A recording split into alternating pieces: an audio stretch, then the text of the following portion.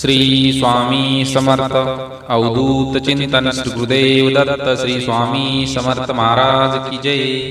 स्वामी समर्थ माझी या चॅनलमध्ये आपले सर्वांचे स्वागत आहे। आपल्या चॅनलवरती दररोज नवनवीन स्वामी संदेश प्रसारित होत असतात। तसाच आज मी तुमच्यासाठी एक नवीन स्वामी संदेश घेऊन आलेलो आहे। आजच्या स्वामी संदेशामधनं तुम्हाला निश्चितच स्वामींची कृपादृष्टी लाभणार आहे। स्वामी तुमच्या अनेक मनातील प्रश्नांना आज निश्चितच वाट दाखवणार आहेत। त्यामुळे तुम्ही हा स्वामी संदेश शेवटपर्यंत ऐका। स्वामींची काय इच्छा आहे, तुम्हाला स्वामी काय सांगू इच्छितात हे तुम्ही जर शेवटपर्यंत ऐकले तर निश्चितच तुम्हाला समजणार आहे आणि स्वामींच्या वाणीमधनं निघणारे जे बोल आहेत ते तुम्हाला आज ऐकायला मिळणार आहे।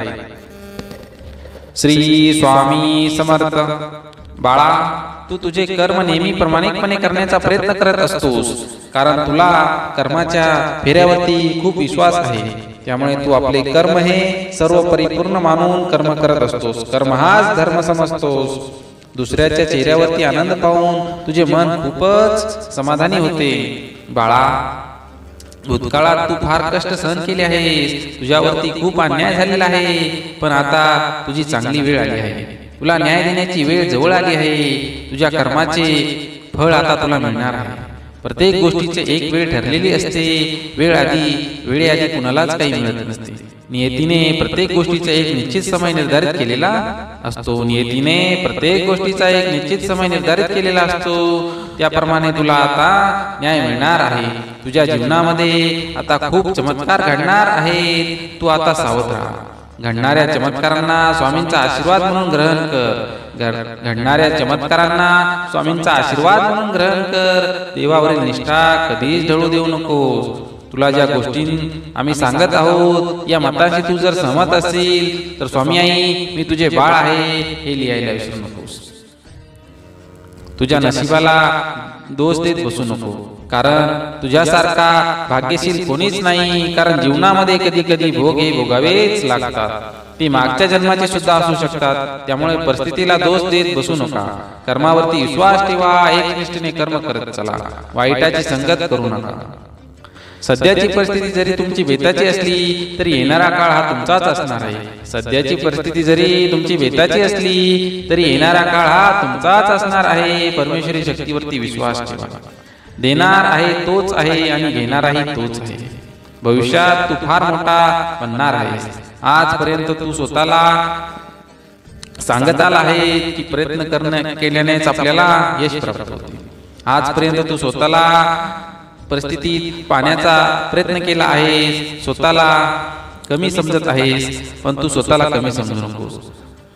जे आहे त्यामध्ये समाधानी राहिला आहेस, पण आता तुझे दिवस बदलणार आहे। तुझ्या भाग्यामध्ये सुखाचे दिवस येणार आहे ज्याची तू कधी कल्पनाही केली नसेल। समाजामध्ये फार तुला मान सन्मान मिळणार आहे।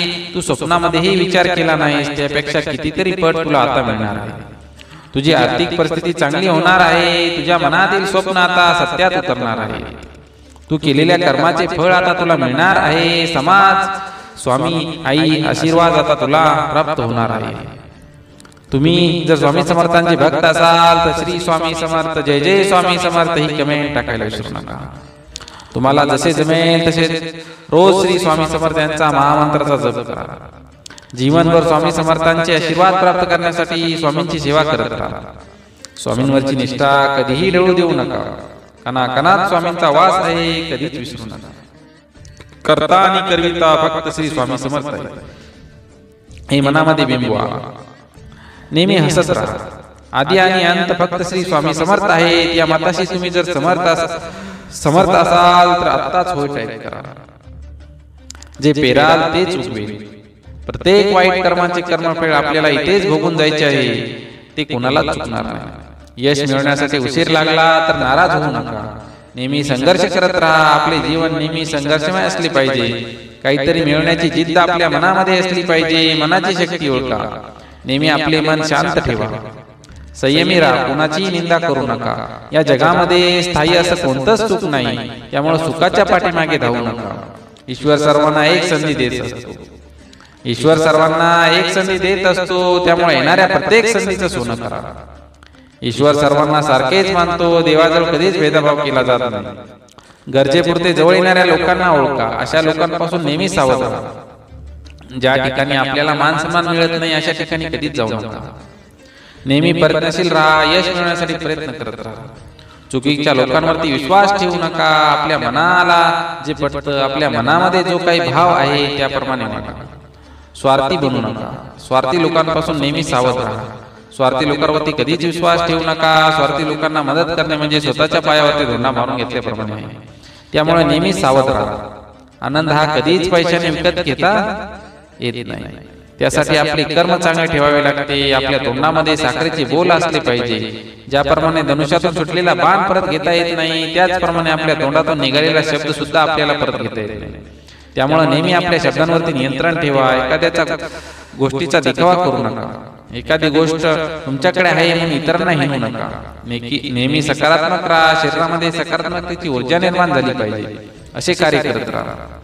देवावरती प्रेम करा. देवावर विश्वास कधीच ढळू देऊ नका. म्हणून म्हणतात, भगवान के घर देर है अंधेर नाही. या म्हणीतून निघाल्या अर्थाने स्वतःला प्रेरित करा. नेहमी स्वतःचे खच्चीकरण होऊ देऊ नका. आत्मविश्वास वाढवा. जे मन श्री स्वामी समर्थ. कोणाचाही द्वेष करू नका. स्वामी आई मी तुझे बाळ आहे अशी कमेंट टाका. ज्यांना या संदेशाची गरज आहे त्यांना आपला संदेश पाठवा. श्री स्वामी समर्थ. अवधूत चिंतन. श्री गुरुदेव दत्त. श्री स्वामी समर्थ महाराज की जय. असे नवनवीन स्वामी समर्थांचे संदेश पाहण्यासाठी स्वामी समर्थ माझी या चॅनलला सबस्क्राईब करा, लाईक करा.